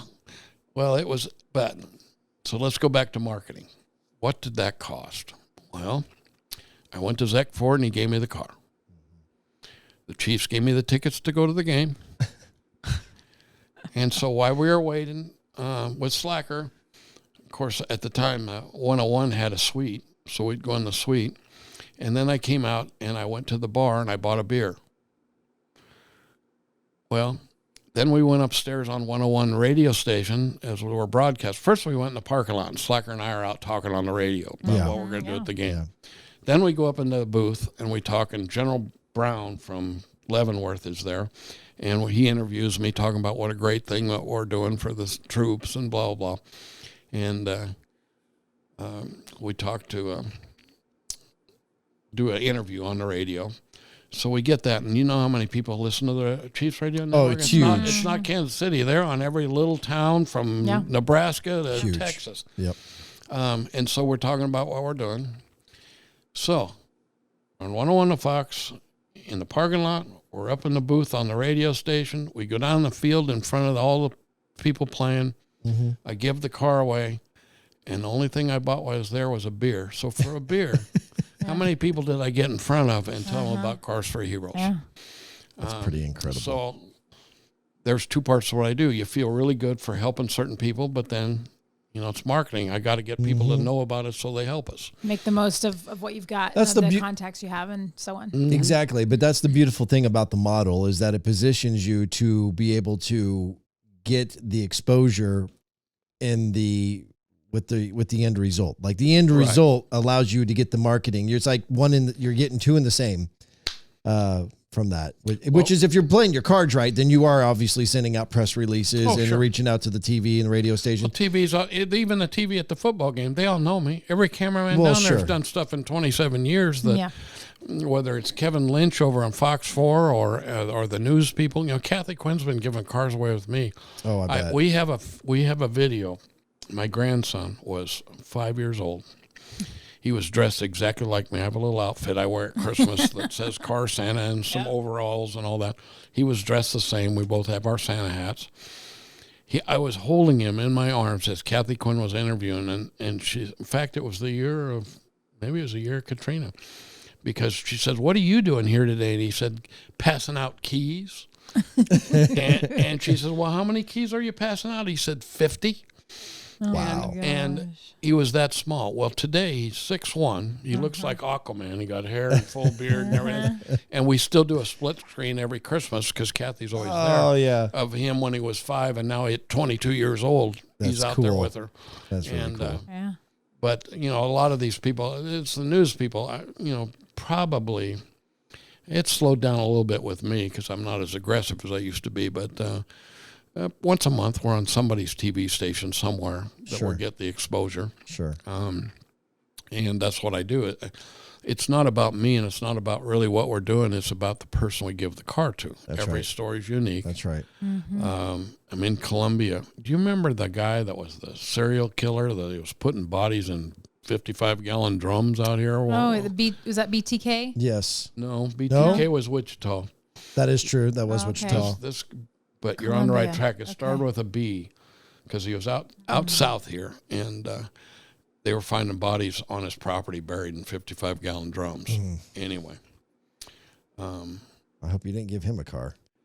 No, but one of the stories was one of the women that had died had a child, and he had taken the child and given it to his brother in an adoption, like it was an adoption thing. Oh, my. Okay.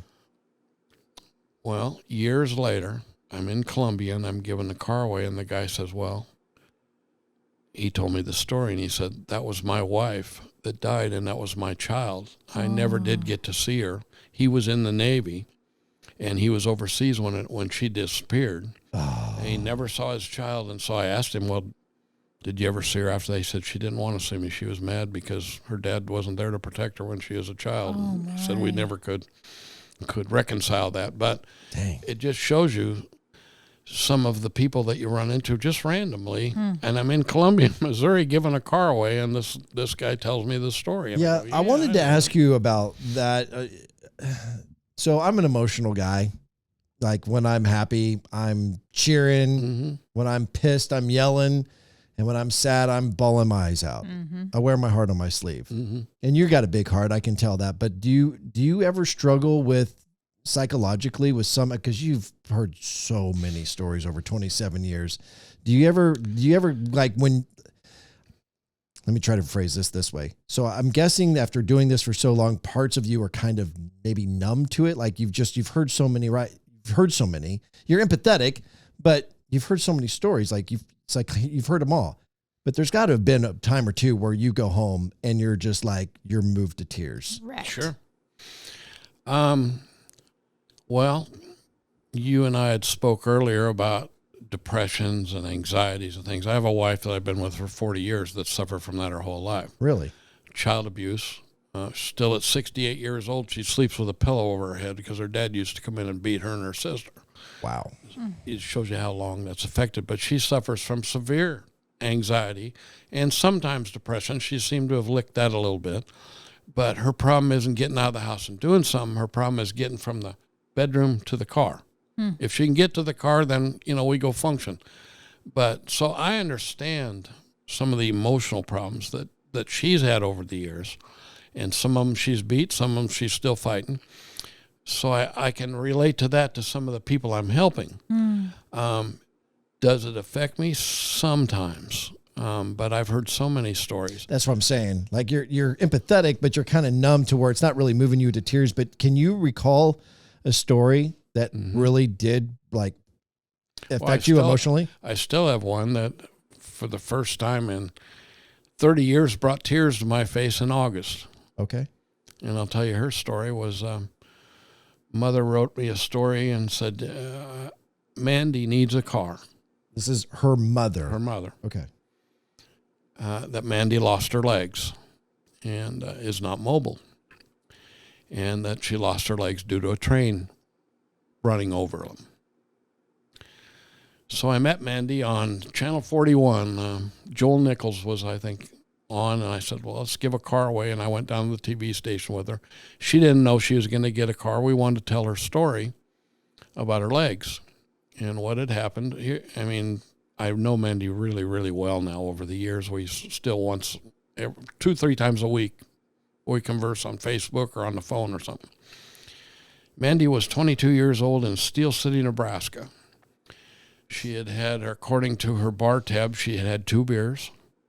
She doesn't remember anything else except the Life Flight helicopter that flew her out, and they were holding her down because they said, you've lost your legs, and she's got a lot of spunk, and she was fighting them, saying, no, I didn't, in shock. Well, you can imagine what she went through. She lost her legs just above the knees, both of them. And she had a boyfriend at the time, and he came up and said, oh, what happened? Where's Mandy? Blah, blah, blah.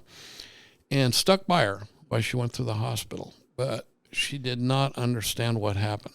All right. So I'm sorry to have to get the crayons out, but basically for those who are listening and not understanding, as I'm tracking it, she went to a bar with her boyfriend, maybe got separated from her boyfriend at some point, had 2 beers, was roofied, is where I'm thinking Correct. You're going with this, and then was abducted. And then who knows whatever happened after that. Maybe the story was a little different. Nobody's ever going to know, but the boyfriend committed suicide a year later. And it was the boyfriend that had roofied her. And for some sick reason, he drug her over to the railroad tracks and put her legs on it. That's the only thing that makes sense in her story. But because he maintained with her and acted so innocent, she didn't put it together until later. There wasn't anybody else to roofie her. It was just him. And he couldn't deal with it after a year or so and committed suicide. Anyway, she suffered from things like you would. I know her story in detail. Nobody knew her story at the time we gave her a car. But she was actually, Can I stop real quick? Because Sure. I'm trying to still grasp the story. Right. So he takes her to the railroad tracks. I can't imagine he's like premeditating the idea that I want her legs to be cut off. could be the only thing that happened. Well, I'm thinking unless he's just wanting to be done with her and like she's incoherent and so the train's going to kill her. So then it's attempted murder, right? But in this case, I guess where I'm going with this is that she lived. I mean, that's incredible that she got hit by a train. Well, It she's severed lucky her she lived legs, even the legs and she being was cut off. alive. She's alive. Yeah. Well, the could have been so conductor much of the worse. train saw her, and when they hit her, and it took him a while for the train to stop for them to get back. Sure. And he radioed in, and they got a life flight out there to pick her up. But she is lucky. She coded a few times. She almost didn't make it. And but none of it made sense. And Mandy is a beautiful little girl. You know, she's only about 100 pounds, but very pretty. And she was 22 when this happened. Oh my God. I gave her the car when she was about 24. And it was with Mid-America Auto here. Every year they give me a car. And they helped me with this, and we put hand controls in it so that she could drive the car. Mm-hmm. Well, that opened up her world. Sure. She lives now in Colorado Springs. She was from Smithville. But I looked at that little girl and the way she explained the story and the strength that she had to go through. And she had a tough childhood. Her parents didn't really know how to deal with her. She was a little bit of a wild child. Okay. And in talking to her, I just saw a spark in her eye. Mm-hmm. And I looked at her and I said, Mandy, I don't know what it is because I see a lot of people. Sure. But I said, you're going to do something big in the world. And I said, I don't have any idea what it is, and neither do you. But I said, I can tell that's going to happen to you. And I said, I've met thousands of people. And I don't know if that gave her the spark or whether the spark I was really seeing, but I wasn't blowing smoke here. You're really thinking it. she's gonna turn a positive Yeah. or a negative into a positive. So she went back to Colorado. She drove the wheels off that car I mean, everywhere, all over the nation. But she got back, and she decided she was going to climb the Manitou Incline. I don't know if you're familiar with that, but it's like 1,000 steps up the side of a mountain. A railroad ties all the way up. Wow. Ironically, right? Or Yeah. not so ironically, Yeah. but railroad ties. Didn't put that Yeah. connection Yeah. together. Yeah. Thank you for helping me Yeah. with that. Yeah, yeah. I don't know if she even thought of that, but she was going to climb the mountain. She loves the mountains. Okay. And she did. She called it the butt scooting boogie. She went on her hands and her butt Oh, and scooted my. all the way up this mountainside. Now, you as a person, I couldn't walk up it. It's that strenuous. But she made it up there, and she's very determined. She's very headstrong. And so she got a lot of claim to fame for that. All the news came out, you know, a double amputee climbs Manitou Incline. And she did a Facebook page that she got a lot of acclaim to that kind of went viral. And anyway, she decided she stayed in contact with me so I followed her, and we got her on the radio out here. She goes on Johnny Dares and on 101, and she's over in Columbia on a radio station there to tell her story and got it out. But anyway, about 2 years later, she called me and she says, she's always tends to call me when she's in trouble. And maybe because the grandpa in me still takes It's still care belling of her out. Yeah. Yeah. And I was looking at a picture of her. She really is. She's beautiful. beautiful. She Oh, really beautiful is. girl. Yeah. And she, over the years, she says, well, Sorry. she called me and she was in tears, and she says, well, I screwed up. And I was thinking there was something wrong with the car or something, you know, that's Yeah. a pretty easy fix for me. But Yeah. I said, what's wrong? And she said, well, I screwed up. I got a DUI. And I said, well, Mandy, somebody that's 25, 26 years old is not unusual. She got a DUI, whether you got legs or don't have legs. So I said, you know, we'll figure that one out. She says, no, it's a little bigger than that. And I said, well, what do you mean? She said, well, I got the DUI, but I had taken the blow machine out of my car from the previous DUI. Oh, And I went, well. yeah, now we got a little bit of a problem. And she said, oh, that's not everything. Oh. And I said, well, what? And she said, well, I got in a wreck. When I did it, the cops were there, and the EMT was putting me in the ambulance, and so I started hitting him, and now I've got it for assault. Oh, no. So my fatherly instinct took over, so I said, well, what do you think we ought to do? Yeah. And she says, well, what do you think? And I said, well, don't you think we ought to start with maybe rehab? Maybe there's an alcohol problem here. Yeah. She said, yeah. And I said, not only that, but if you get through that, you're going to look a lot better in court when we go Right. to fight all this. Because I said, it's not going to be cheap. You're going to lose your license. Yeah. And she says, I don't have the money for an attorney. I said, sell a car. You're not going to have a car either. They're not going to let you drive. Right. So I said, sell the car, let that help with the attorney. And when it comes time, when we get through all this, I'll give you another car. So don't Okay. worry about that. Okay. So she did that, and she went to jail on weekends and paid the price. I mean, she went through rehab. This was all in Colorado. It was all in Colorado. Okay. been 4 years now she's been sober. Wow. And during this period, she did all the right things. She did it. I didn't, twist her arm or do anything. I just gave her kind of guided advice. her. Yeah. Said, look, this is the steps you got to go through to get back to where you want to be. Yeah. And she did it. She took it, head held high, going to jail on the weekends in her wheelchair, and Right. never talked bad about it, never badmouthed anybody, never badmouthed the judge. I don't think she got a fair shot at what she did. She still can't get her license 4 years later. Really? Wow. And I've already told her, you got a car when we get your license, when you can do it. So don't worry about that. We'll get there. But she's taken it. Well, during this time, she climbed Manitou Incline again with a veteran that had lost his legs, and the two of them did it. And I don't want to say anything. He was a nice guy, but she just whooped him. She was up the side of the mountain, back down. I was like, come on. And they both got accolades for doing that. And then she says, I'm gonna do something else. I said, what? She says, I want to climb the Statue of Liberty. What? So she raised some money, and I will say I financed a little bit of that trip. She went out and got So that's a thing? You can climb the Statue of the Liberty? stairs all the way up to the top. Yeah. Oh, okay. So she did that, went all the way up into the I guess the I didn't arm. really, Yeah. I forgot that there were actually Yeah, stairs steps- in there. steps I'm like, inside what are we talking about We're like here? scaling this. And that wasn't a big enough thing for her. So she came Right. back and she says, I want to climb Mount Kilimanjaro. I said, that's a big endeavor. And I don't know much about that. I just know that that's a big deal because Yeah. I know the name. Well, do it without legs, Yeah, it's a big deal with because legs. she's not doing it with prosthetics. She's crawling on her ass and her hands. Yeah. She did. She raised the money. She went. She climbed Mount Kilimanjaro.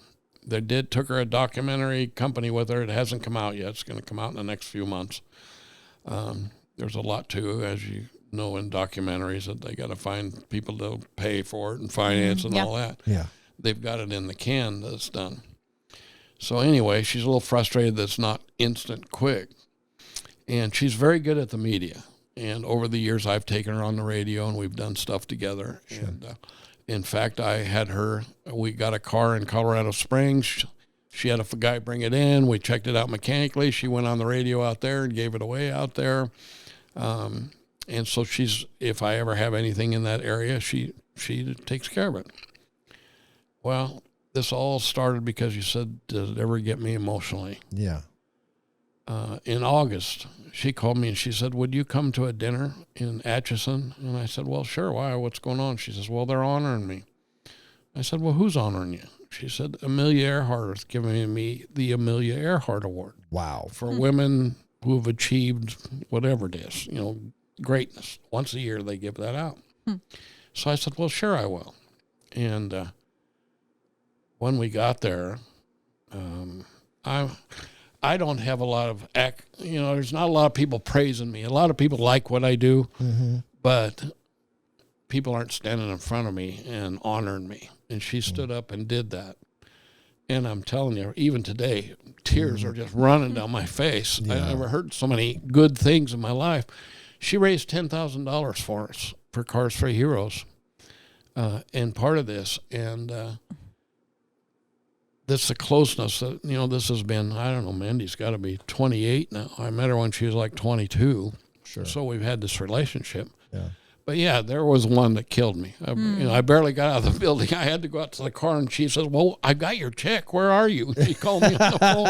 I'm sitting out in the car, and I said, I'll be all right in a minute. Wow. That's a cool story. Yeah. I mean, it's an unfortunate story, but I like the ending. It is. for sure. Well, and I still believe, I don't think she's come anywhere close to touch on where she's going to go with this. Mm-hmm. But, to get the Amelia Earhart Award is not, she didn't go out and try to get it. Somebody found her, went and said, this girl is special.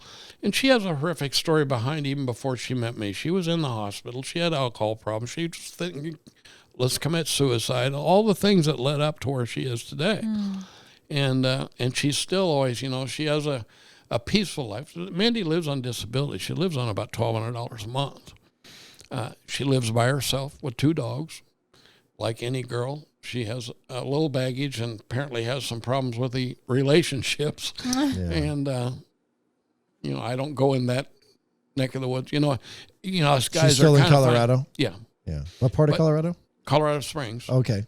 Well, But further south. it's kind of funny because us guys, we all still got a little flirt in us with these girls, and she's a pretty girl, and I look at her a little bit, and I'm getting pretty old, but we were on the radio together, and she just deflated my ego one day when she said, well, he's kind of like, I guess I should say he's kind of like my grandpa.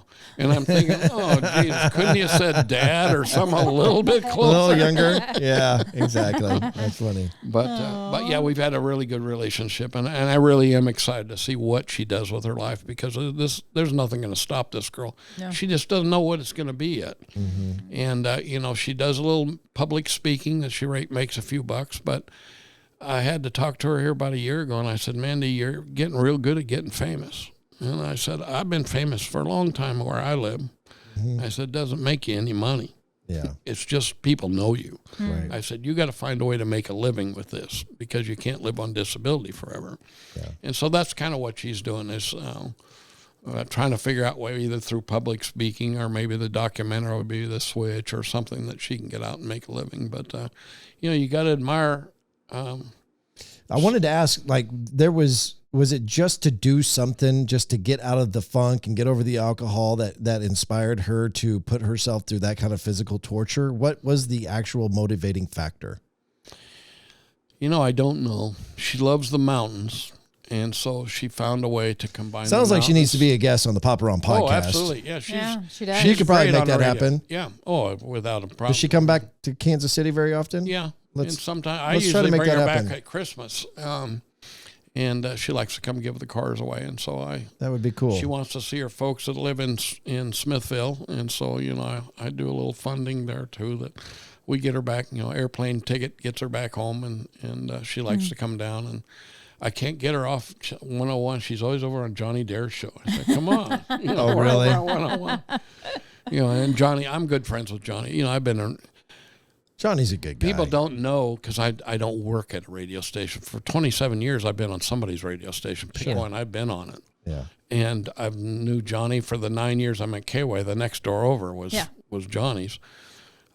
Johnny called me one day, and he was, he does all the announcing on stage up at Sturgis with Jesse James Dupree and Michael Ballard. And they called me, and they said, Johnny says, hey, could you find a motorcycle that a guy that lost both his legs and one of his arms could ride? And I know that sounds weird, Yeah. but I didn't know where there was one. No, you did not. Yes. Oh my god. And it was a BMW trike that you wheeled your wheelchair in and locked it down. It was an What? automatic, so you didn't need feet. And we put all the controls up on one hand, because he only had one hand. His name was Corporal Todd Love. Wow. And they gave it to him. Actually, Brian, my guys in operations, he goes to Sturgis every year. So I said, well, put it in the trailer and take it up to Johnny so they can give it away up there. And that's what they did. And they gave it away on stage with the Full Throttle Saloon and showing That's so cool. Todd Love. And then all came a funk on. Now, this, I'm not going to take any credit for it. I knew where it was, but Johnny and Michael Bellard and Jesse James Dupree, they gave me $35,000. I found it and went and bought it for them and then shipped it up to them. So it was on their dime, not mine. Right. Wow. But so I should say, I there's venues I don't cross. I go to country, I go with rock and roll. I don't go rock and roll and rock and roll. That's why I never go on Johnny Shore, and he knows it. I said, look, I'm on rock and roll with KY before that or after that with 101. I said, I can't go on the same venue. I can go on talk radio. I can go on anybody else's. Nobody's offended, but Sure. and he understood that. But we still do stuff on the side. We've gone out to events where we gave cars away, and I'm good friends with Johnny. But That's cool. I just don't go on his show because of the rock and roll No, tie-in. yeah. I get it. I get it. Makes complete sense. So now, and you think this is how many stories you want? I'll be here 6 in the morning. I was gonna say, no.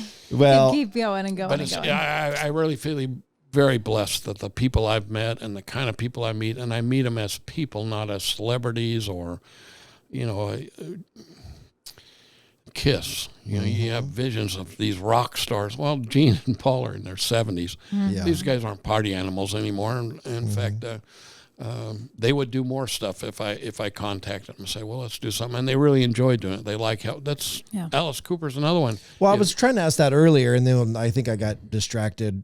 But you don't have a staple celebrity fixture to the brand? You somebody that you can kind of keep going back to? Is there a reason for that? I mean, you've got all these relationships. Like you have Slackers, kind of your staple radio station that you go to. Why don't you all these contacts? Why don't you have a staple guy that you can help? Well, I've had different celebrities. Ted Nugent is probably, if I was going to rock star, every time Ted comes to town, I call him and say, hey, you want to go give a car? First it started, I said, would you mind giving a car? I just wanted the picture. Would you mind giving a car away before the concert or something out in front? Yeah. And he said, hell no. We're going to do it right in the middle of the concert. And that's what he did. Uncle Ted. I love it. And so I've gone up on stage with him. Then I went with him, and Chris Kobach was running for governor. And Chris asked me to come down. So Ted and Chris and I gave one away out here in Lenexa at an event for Chris. And then we went to Wichita. I went with Chris, and Donald Trump Jr. and I gave a car away. Wow. And I don't remember if he dates Kimberly Guilfoyle on Fox. Yep. Well, she's not anymore, but she was, and she was with on the 5. Right.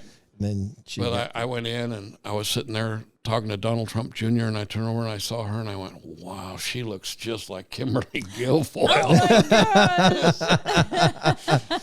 Girl's surprise! Pretty. Yeah, that's great. But I keep changing to different things. I will say if it was football, Duron Cherry and I have been giving cars away. I started by giving one away to this golf tournament. And every year, the Duron Cherry Foundation, I would do stuff with him. And then Duron kind of liked going on the radio the last few years. And so I would take him on with Slacker and I, and we did Veterans Day and we did Christmas. And he would give me, it started with $10,000 one year. And the last year, I think he gave me $30,000 off the foundation. But then I didn't want it to be about Duron Cherry, it's about what we're doing. And so I kind of switch up and we do it with other celebrity type people, and it doesn't have to be the same venue. I've met every chief there ever was. I mean, Neil Smith and I are drinking buddies, Trent Green, Priest Holmes, and it's because they all go to Duron's golf tournament, so you meet them. Yeah. And then my favorite's Bobby Bill. Bobby Bell never probably made more than $60,000, $70,000 a year in his life. Yeah. Yet he's still out doing charity work in his 80s and loving every minute of it. And a Hall of Famer. Yeah. But you got to admire that the guys, it's not about the money. These new kids are coming in and making $500 million. Sure. Bobby, he called me one day, he says, how much would it cost me if I bought a car and we gave one away? I said, Bobby, you can come give cars with me anytime. It doesn't cost you anything. Yeah. But that's the kind of person he is. I mean, very charitable guy. Good guy. So, yeah, I enjoy meeting the new people, and they're still all old friends. You say Louis Aguiar, he's a friend with me on Facebook, and I told him, I said, well, why don't you come out and we do stuff. I think he lives in St. Louis, doesn't he? Yeah, he does. Yep. And I said, well, you're not really close, but I said, we go down to the shootout in Lake of the Ozarks every year. Maybe you want to come over there and give one away down with Captain Ron's. He said, I'd love to do that. And I just never hooked up with him to do it. But if we went to St. Louis, that'd be somebody I'd call him and say, hey, why don't you come give keys away? And it attracts a little more attention when we call the media out and stuff like that. Mm-hmm. Well, you've got a gym with Jillian working with you. I know that. And it sounds like you got other big things happening. I won't give away how long Jillian and I have been doing this, but I was on Q104 on that second year when Jillian came on the radio, and that was only 12 years ago. Yeah, that wasn't that one. Yeah, it wasn't that long ago. Yeah, that's really where not I met over her. 20 years ago. Not for sure. Just don't call him your grandpa. Yeah, no, not gonna do it. Yeah, and that's the fun and that's why it's fun to bring somebody like Max Floyd back into the right. picture. Right. I mean, I got a history with them of you don't go on the radio for 9 years with somebody and not know pretty well. Sure. Tana's the same way, and Larry Moffat. I know where they live. I talk to them once, twice a year. Yeah. Tana's our Slacker calls her the hummingbird. She's always going somewhere and doing something. But it's fun to have those relationships, and they just keep growing. Every year there's more, and there's, different markets. The people, we're going down to Tampa. I'm just kicking it off. I know nobody in Tampa. Only now we're going to have the American Legion will be there. Some from MacDill Air Force Base or something's going to be there. I was down there getting ready, saying next year I'm going to do this, and I met a couple at the pool, and he happens to be the head basketball coach for girls basketball for the University of Florida in Tampa. Is that right? So I called him. He said, "Yeah, why don't you come to the game? I'll take you to the game, and maybe we can do stuff as we go down the road and give stuff away at the game." Huh. But you start meeting people, and it's interesting. I've been in the pool before, and I told people what I do, and they go, "Didn't I see you on TV on national news?" And I go, "Yeah, I was." Yeah. So they see it and they remember it. And it's probably because how many car Santas are there in the world? There's only me. One. It's just you. Yeah. You are Just one. it. So, Well, but thank you it for opens the doors. Yeah, no, I think it's so cool. I appreciate. I think what I appreciate about this, there's a lot of things I appreciate about it, but I like the fact that it started with a marketing idea for a little small dealership in Raytown, Missouri, and you being an entrepreneur or aspiring entrepreneur, because you kind of dabbled in a few things that Right. didn't work out, right? So Right. you had the entrepreneurial spirit. You kept going though. You kept going.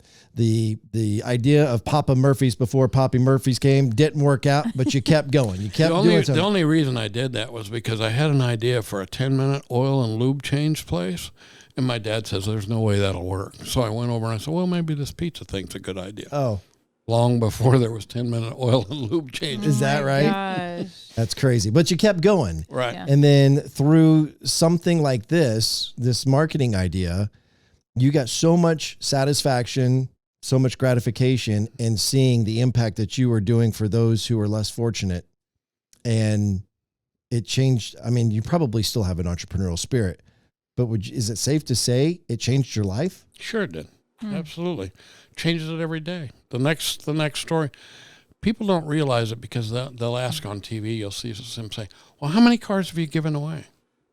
I don't know, 200 to 300 a year for 27 years. How many do you think? It's been thousands. Yeah. You go see a national news story.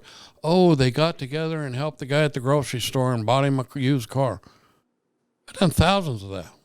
Story after story after story. Yeah. And I've kept in contact because of the social media. A lot of them, they friend me, and so I see what happens Right. to them. If they had a success story, I've had people that didn't make it. I've had people that, again, had emotional problems. We tried to help them. We gave them the tools, and a suicide happened, or, I know the names, and when I see the names on the news, even if my memory's not good, I go back and look up, and when I reread the application, I go, oh, yeah. I remember when we gave her that car, and and it's a sad story. Sure. And haven't you had it happen multiple times too over the years where somebody gets a car and, maybe it's already somebody who's up there in age and they end up passing away, but they leave the car back and they donate it back a lot of to them are Cars the for vans. Heroes. The vans with wheelchair lifts are the big ones. People Yeah. don't really last a long time after we give them those, and we usually get them back because the family says, well, we don't have a use for this. Let's Somebody else make could sure use somebody it. else. Yeah. But yeah, we get cars. I get cars every day. People still on their titles, they call me for information and say, I want to put, it says TOD on a title, which Yeah. is a transfer upon death. Yep. And they leave them to us, and we get a phone Wow. call from the attorneys when they pass, saying, "Oh, well, they left you the car." That's really neat. So it's we do get a lot of the cars back. If and I always like it when I had one gal, and it was an old Caravan that we gave her, black lady with maybe 7 kids, raising them by herself, gave her a van.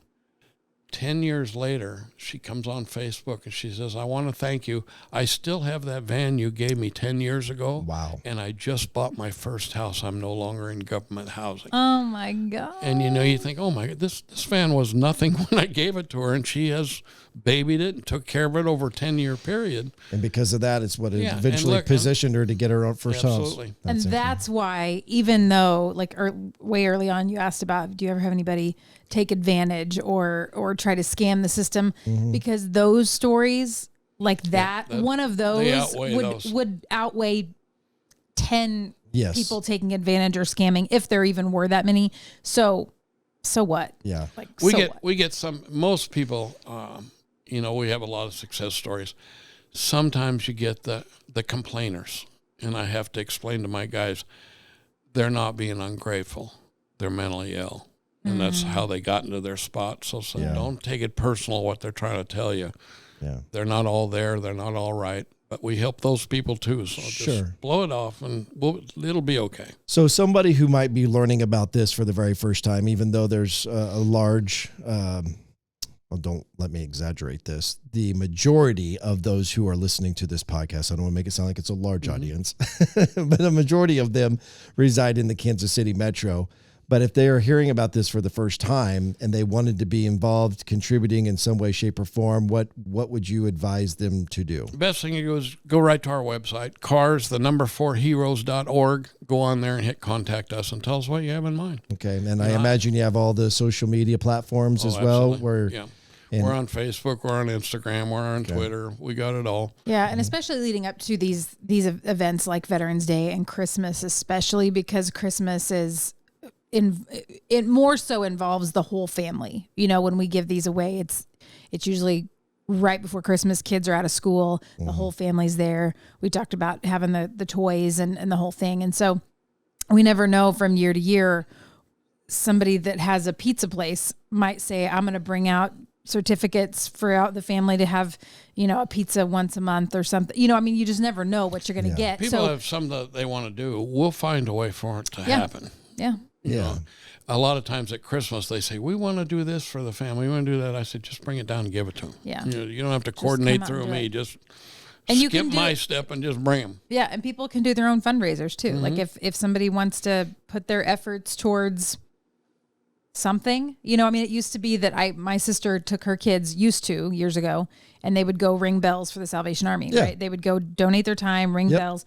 Well, I don't even know. I know it's early for this, but I don't even know if that's COVID kind of killed that, and now everything's online and digital, and you Venmo and you scan the code. And do we need kettles and ringing bell? I just don't think it's much of a thing anymore. But some people want that hands-on thing. So I mean, if your kids want to have a bake sale and bake cookies and go sit outside wherever you get permission to do. I mean, whatever the case may be, that's another way to. It's like I said earlier, 'tis the season. And if you're a person who likes to give and be contributive or charitable, then it might be an opportunity where you could collaborate with Cars for Heroes. Go to their website, cars4heroes.org. Reach out to the Car Santa, Terry Franz, and maybe you guys can. Because it sounds like people do that anyway. It was originally just an event to give away some cars, but then somebody wanted to tag on and do toys, and then do a ham, and then it turns into a big old festival of giving. Which, you know what, that's cool. Yeah, I mean that's what it's supposed to be about, right? And so, that's the big thing is they get to see where it goes. It doesn't just a check that comes through. They can come out and watch us do some good, or they can hand it to people, and I look at people like yourself that you just start a podcast and you say, well, my crowd isn't big. Neither was mine 27 years ago. Right. Well, no, it's going to be big, Terry. It's going to be real big. Well, we'll help you get there. When we get over 10 people watching and listening, something else I want to mention too, just to give people ideas, because this is something that I wouldn't have thought of, but somebody did last year. They heard us on the radio, and they sent me a message and said, we have everything we need. Our family, we'd usually do a gift exchange, but we don't need anything. All we're doing is we're all picking out a different sweater for each other, or a candle, or this or that, and we go spend $50 on each other, and we don't need it. And we're wasting time. So instead of that, we're going to all take our $50 or $100 or whatever we would have spent on each other, and we're going to donate and make a donation to Cars for Heroes. And I don't remember, it was a couple $1,000s, I think, total, that that was their Christmas gift to each other, They made that donation knowing that provided a vehicle, if not a couple, possibly, depending on what the vehicle was. So, I mean, that's definitely just another idea. I would imagine that money goes towards the refurbishing of a vehicle. Absolutely. Because you're already getting a broken down vehicle donated to you, but it's then getting it back up and working. That's where that could be financing multiple. Well, the problem is in this economy right now, because I've watched the different cycles. Believe me, we lived through the cash for clunkers where they're giving $4,000. The government's giving it to a car that isn't worth $500. That's right. But I forgot about what that. we're going through now is we're not getting less cars, but we're getting more junk cars. Gotcha. And what that means is instead of spending $300 and $400 to fix it up, I might have to spend $1,000 because I still need the cars. Right. And so a lot of that money is going to fixing up cars that that was worth $1,500 last year is now worth $2,800 because of the car market. So people sell them instead of giving them to us. Yeah. And, you can't blame people. Everybody's economic situation Sure. is different. Yeah. But it costs us more. We need more money now to fix up the cars so we can keep giving them. Yeah. And but like I say, we survived Cash for Clunkers, and I was still here. Yeah. So we'll still be here when we figure out the economy thing. And it only takes something like this, or something on Slacker's morning show at 101 The Fox or some TV show just for it to get in front of the right person. Right. You It's know? the right person listening at the right time. Exactly. So if you say, I'll give you a for instance that was real weird that happened is I got a call a couple of years ago from some guy, and he says, "Hey, are you familiar with this YouTube channel?" Well, I'm not real educated in the YouTube world. Okay, we have videos up on YouTube. You can find them, but I didn't make a channel to where we're monetizing it. Yeah. I just throw up videos that we Sure. do. So anyway, he says, these guys are selling T-shirts for Cars for Christmas. They say they're raising money for you. Did you get the check? And I said, I've never heard of these guys, and I don't know who they are or what they're doing. Now, I've been doing fundraising for a long time, that if they were fantastic at raising money and selling T-shirts, what are they talking about, $500? Or, Yeah. It's not like it's going to be live or die. So anyway, I kind of blew them off because they were like tattletales telling me about some other website. So I said, to be honest with you, I didn't even look on YouTube to see who they were or what they were all about. Mm-hmm. So anyway, 2 years later, just this last summer, I get the phone call from these guys again. They said, these guys are scamming every military charity in the nation. It's hundreds of thousands of dollars. They scammed you. They're committing fraud. And I said, look, I got connections. I've given with attorney generals. I've been with the military. If somebody's defrauded me, I can take care of it. I can figure it out. He said, well, they're under investigation. And I said, well, under investigation with who? Yeah. Well, with our group. Oh boy. So I'm saying, well, before, I go after these guys, I said, I want to make sure that what you're saying is true. That's all. I get some phone call that says you're being defrauded. These guys are scamming you. Mm-hmm. And they was telling me about how big they are and connections with Apple. And, they were huge as far as I knew. The guys call me a couple of days later. They say, Terry, we got to apologize to you. We did a fundraiser 2 years ago, and we did it with Mindspring T-shirt company, and they were supposed to, like any business, we weren't out selling your T-shirts and mailing them. They handled everything. We're supposed to send you the check when they're done. They said, we just called over them to see why you didn't get the money, if what this guy was saying is true. He said, they have a little escrow account over there for $730 that's yours. They didn't know where to send it. This was 2 years in the making. 2 years in the making. $730. $730. And so me and being doing fundraising, I understand how they were doing things. If I had a T-shirt thing like that, I'd probably go to a company too and say, why do I want to mess with it? Just send me the money and we got the voice. So anyway, they threw in another $300. They said, we'll throw in, make it even $1,000 for the, because we didn't know what was happening. And they said, you can call Mindspring and they'll tell you the whole story. It's not us making it up. So this other guy who's tattling is thinking hundreds of thousands of dollars, and it was 700. And many other charities, Wounded Warriors and all this. I said, who at Wounded Warriors got defrauded? Because I know a lot of Wounded Warrior people. Yeah. Well, they could never give me a name, stuff like that. So anyway, the minute I said it was okay, they sent me a check, everything was good, and then these guys they obviously hated this YouTube channel. And I looked at them, and they have a YouTube channel that has 500 people subscribed to it. Okay. These guys had T-shirts. They're called Marfugal News. 230,000 subscribers. These guys aren't little. Okay. But they're not.